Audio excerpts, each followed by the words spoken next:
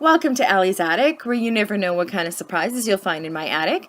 I'm your host, Allie, and today my surprise guest is a Canadian country singer-songwriter from originally Port Colborne, Ontario, Dean Young. Hi, Dean. Hi, Ellie. How are you doing? I'm doing good. How are you? Great. Thanks a lot for having me on. I'm really excited to be on your show. Oh, well, I'm really glad you decided to come on. Your one song, we'll get into it, but there's one song of yours that I listen to over and over again. So, anyways, tell me about yourself. Uh, well, nothing earth-shattering, but I grew up in Port Colborne, Ontario. My dad was a musician his whole life. Actually, he started performing when he was about 13. Country music has been his passion his whole life. He had a radio show, I think, in the early 60s where he DJ'd, and him and his brother, Walter Young, also performed live on air and had guests. And I grew up in a household where quite often I fell asleep listening to band rehearsals downstairs, which was a great thing to fall asleep to. And I always felt that country music just kind of seeped into my veins that way. Of course, when I was growing up, we all were listening to rock and roll, and that was what we all listened to when I was growing up. But I always loved country, and it was always something dear to my heart. So I enjoy all kinds of music, but I think for me, country is really where it's at. And had the pleasure of performing with my father over the years.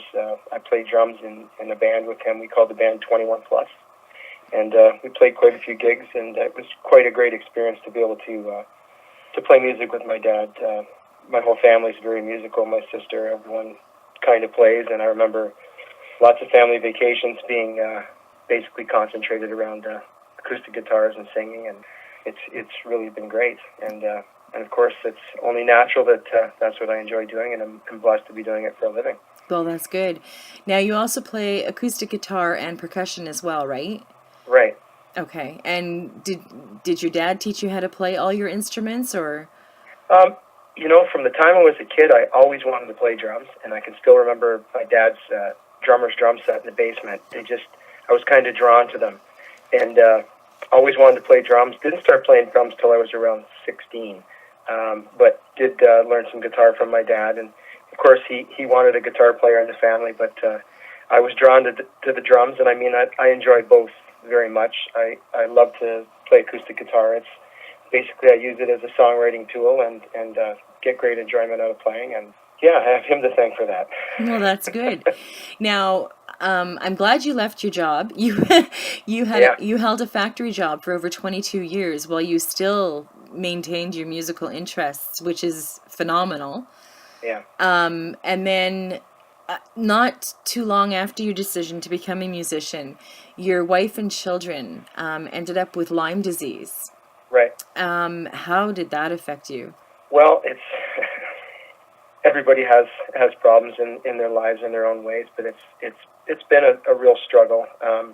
It's really tough to see the ones you care the most about going through any kind of health issues, and if I could trade with them for 1 second, I would love to give them my health and take on their illness. But I'm fortunate enough that my wife Melissa is a real fighter, and she's very proactive, and she's been very proactive in maintaining and managing to bring both her health and the children's health back up to the level it's at right now. And it's tough, but it also gives you drive in the sense that you realize that you're blessed or fortunate enough to be healthy, so you better do something with your life. Exactly. I have rheumatoid arthritis, autoimmune disease. Oh, wow. And so I live each day to the fullest because you never know, right? No. And then that lesson should be for everyone. Oh, yeah. Because none of us know, so exactly. that's a great way to live life. Mm-hmm. Well, I'm glad they're doing better. Yeah. That makes me happy. Now, in 2001, you released a self-produced EP called Yep. Young Country. Mm-hmm. Now, it was recorded in one day, which is amazing, at Bobby Lalonde Studios in Van Cleek Hill, Ontario. And it Right. was while your family was visiting your elderly father in Quebec, is that correct? That's absolutely correct. Yeah. Okay, and then featured on the album is your dad, Basil Young, your sister, Maureen Young, Yep. and your cousin, Dougal, is it Dougie? Well, we call him Doogie. Doogie. Is what he goes by, but Dougal is his full name, but Doogie is what he's known by. Okay. And also Bobby Lalonde was on it as well. Yeah. So how did you do that in one day? Well, you know what? It was, talk about short notice. My dad and I had never done anything together in a studio, and we were planning a trip down in the summer just for a visit. And he said, you know, we should do something like that while you're here. And I mean, in my mind, that's kind of asking a lot on a visit, especially when nothing was really planned. But we kind of flew by the seat of our pants, found a studio, and you know, it happened to be Bobby Lalonde, which the guy's just an amazing talent, amazing producer, and we blocked out a day in his studio, and were able to get the family together. And I mean, my dad said to me, "What do you want to do?" And I said, "Well, you saw the songs on the CD. I wanted to do the songs I grew up listening to him perform." And the only song that wasn't one that he played when I was growing up was a song that was written by my late Uncle Walter. He was a songwriter as well. So we basically just picked the songs out, and everybody showed up, and we just kind of laid it down. And it was, you know, they were songs that everyone was familiar with, and everybody kind of put their own spin on things, and we did our own arrangements, and it worked out really well. And I mean, it's amazing what you can get done in a day when you want to, I guess. Yeah, no kidding. I mean, and it was done more as a what the proper word is, a benchmark or as a hallmark of our family and music. So I'm glad I got to do that with my father. Well, that's good. Now, like we were talking before the interview, everybody's gone through their shares of trials and tribulations. Tribulations. See, I told you I can't talk. You're probably catching it from me. No, it's just me. Now, despite everything, you've persevered, and I'm sure a lot of the things that happened to you contributed to some of the songs you wrote, right? Yeah. And you're working on or has your full-length debut album come out?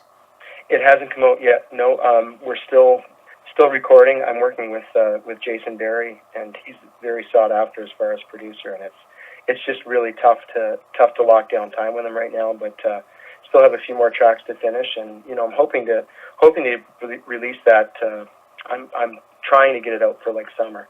That's my goal. It just depends on his schedule and how things work, but yeah, okay. That's the goal. Yeah. Now you're not signed with anybody, right? No, it's independent. Yeah. Independent. It seems everybody I talk to who is basically independent loves the freedom of being able to do what they want and the songs that they want.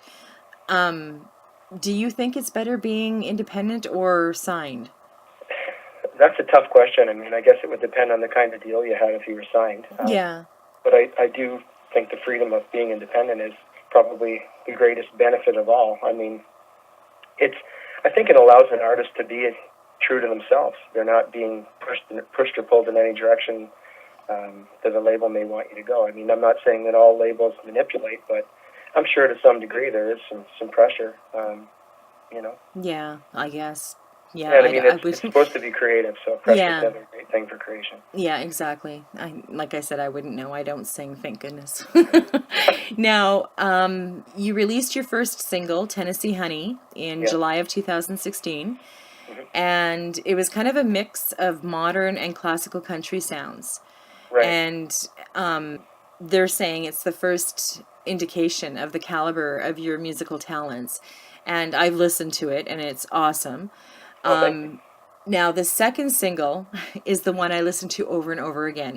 I absolutely love the song. It hit the radio waves on January 27th of 2017, and it's called Carnival Ride. Now, it says it's a song that pulls you into the excitement of falling in love with all of the twists and turns. Right. Where did that song come from? It blew. I love the song. I absolutely love it. Well, I appreciate that. It's kind of an interesting story, and it's a good illustration of how songs can start and where they can end up. I had originally written a song called Imagination. I was on my way to a show and saw that someone had spray painted on an overpass the word imagination, and I thought to myself, that's a great word. I'm going to try and write a song. So I did, and I wrote a song about falling in love, and imagination was the hook of the song, and was at my good friend Adam Wallington's studio in Crystal Beach, Ontario, Icebox Productions. and we're tracking the music for the demo. And while the tracking was being done, for some strange reason, I started to rewrite the song. Now, the weird part was he's just down the street from Crystal Beach Amusement Park, which was a huge amusement park from, I think, the late 1800s right till almost 1990, late 80s. And I don't know if it was the pull of the amusement park or what, but all of a sudden the song started to take on this whole different vibe, carnival vibe. I don't know if it was something to do with that, but that's basically how it happened. I mean, it got a rewrite right on the spot as the tracking was being done, and that's where we got to Carnival Ride. And I mean, it just kind of happened. And I think sometimes the better songs just kind of come out. They aren't, so contrived. Now, it's getting a lot of radio play, which is a good thing. Yeah. Now, you've had many years' experiences, and you've performed in front of audiences from 200 to 60,000. And you've gone all over North America, Japan, Bermuda, and even Mexico. What was that like, being able to tour to all those different places? Amazing. I mean, to get to perform anywhere is a real luxury, because I mean, to get to do something that has real value in the sense that it makes a difference to the crowd listening. Music is so important to all of us, and to get to travel and see different parts of the world, different cultures, it's just such a bonus. It really, really is. And I mean, the way I look at it, whether you're performing to 200 or 20,000, whatever the number may be, it's all the same thing. I mean, it really, really is. People are there; they're all together for music, and I try and put 110% into a performance, whether it's 50 people or 5,000. Well, that's awesome. Yeah.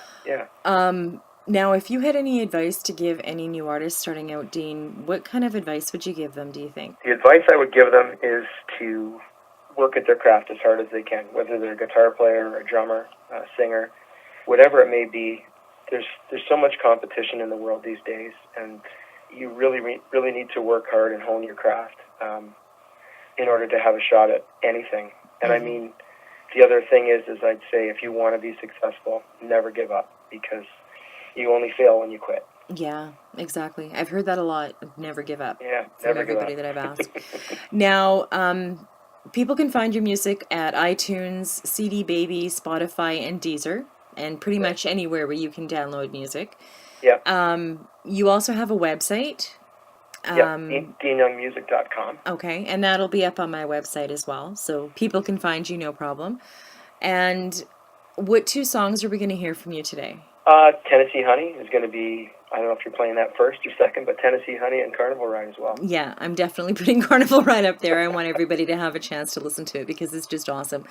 Okay. And hopefully by the summer you've got your new album out. And anytime anything big happens, contact me. I will do that, and I just wanted to mention that we have another song that's going to be released soon. It's going to be, I don't know if I should tell you the name or not, but I will give you a little teaser about it. We're fortunate enough to have Garth Brooks' steel player play on it. Bruce Bouton was in town and was gracious enough to come in and do the steel track on it. So that in itself is worth listening to just on its own. The guy's amazing. Well, we'll definitely be looking for that. Yeah.